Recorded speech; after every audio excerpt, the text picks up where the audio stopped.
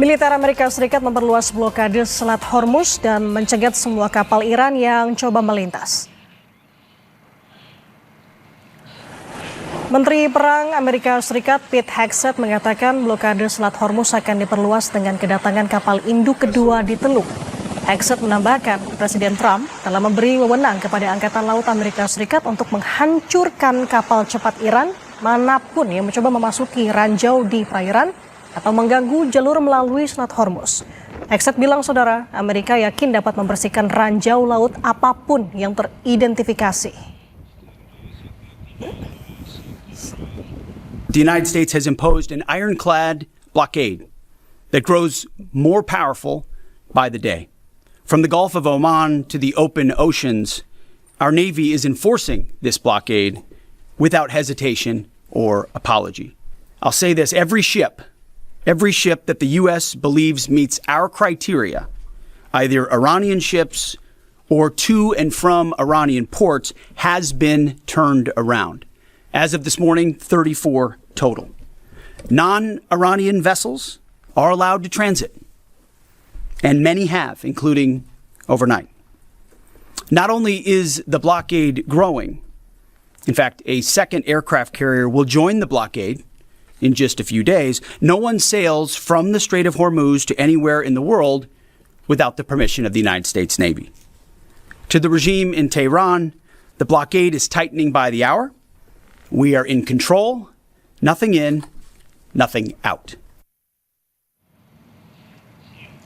Sementara itu, saudara, Presiden Donald Trump memastikan tak akan pakai senjata nuklir untuk menyerang Iran saat menjawab pertanyaan di Gedung Putih.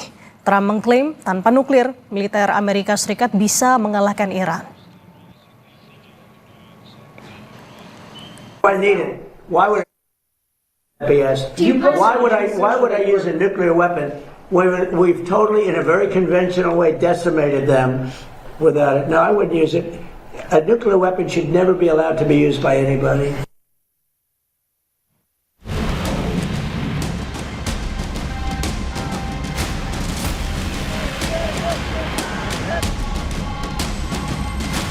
Asa perdamaian antara Amerika Serikat dan Iran kian redup. Meski gencatan senjata diperpanjang sepihak oleh Amerika, Iran tegas menolak berunding jika Trump masih paksakan syarat. Di tengah buntunya negosiasi, sekutu AS, Israel, menebar ancaman. Ya, militer Israel menyatakan telah menyisir target-target strategis dan siap menarik pelatuk jika Washington mengizinkan. Meluncurkan serangan yang diklaim akan mengembalikan Iran ke zaman batu. ישראל ערוכה לחידוש המלחמה מול איראן. צה"ל ערוך בהגנה ובהתקפה ומטרות מסומנות. ממתינים לאור ירוק מארצות הברית, בראש ובראשונה כדי להשלים את חיסול שושלת חמינאי, יוזם תוכנית ההשמדה נגד ישראל, ואת מחליפי המחליפים של מנהיגות משטר הטרור האיראני. Tetapi Iran tak gentar. Mereka mengklaim persenjataannya masih banyak untuk melawan serangan Zionis.